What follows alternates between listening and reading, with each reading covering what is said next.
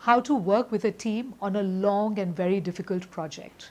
If you want to learn about what we did at Imagine Nepal, watch this video part 4 of Project Choose Discomfort, where I tell you about my experiences and experiments with leadership on Imagine Nepal.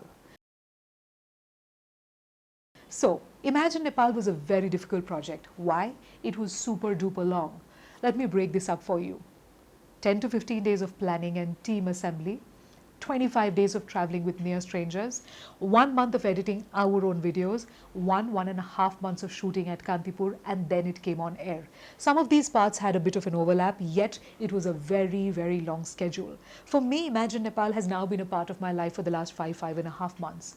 It has been an extremely fulfilling journey, but here are some of the things that went into making it what it was. Number one, when you're embarking on a long project with your team, it's most important for everybody to understand and to see the same vision.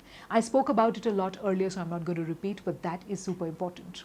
Number two, it was very important for us to understand that this project was a marathon, not a sprint. Just because of how long this entire project was, it was a test of your endurance, of your persistence, rather than 1 day of energy.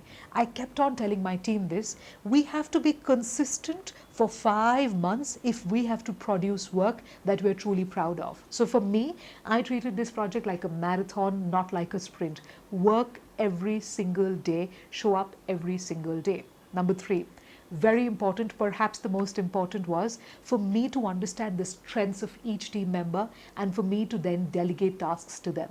You see, in management, in anything that I do, the first and most important thing for me to understand is what am I adding to the table? What is my value? For me, I'd rather focus on my strengths than on my weaknesses. So I realized as a team leader, here were my strengths. Number one, managing the team.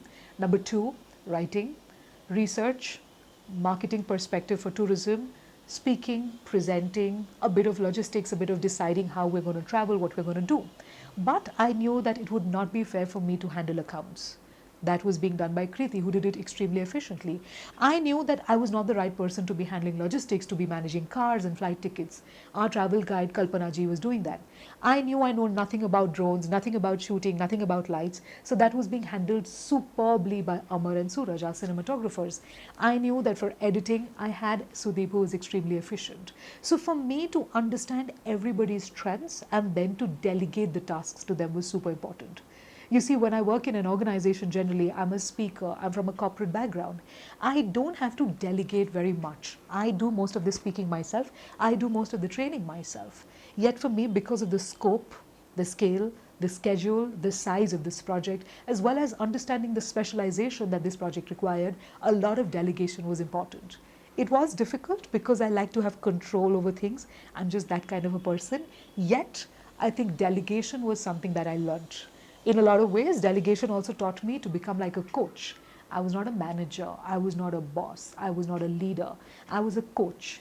Understood the strengths of my team members, allowed them to do what they wanted within their framework, coached them if things went wrong, gave them a bit of feedback sometimes maybe, yet trusted them completely. And for me, basically, I feel if you want to create a team that's young, that's fresh, where everyone's speaking up, everyone's sharing, everyone's contributing, it's extremely important for the team leader then to assume the role of a coach, not a CEO, not a president, not a captain, not a manager, nothing else but a coach, somebody who really coaches the team and takes them forward, because everyone's already a champion. Everyone's already damn good at what they do. It's just about polishing them and about getting the best performance out of them. So there you have it, a few things that I learned along the way about how to work with a team for a long term on a difficult project.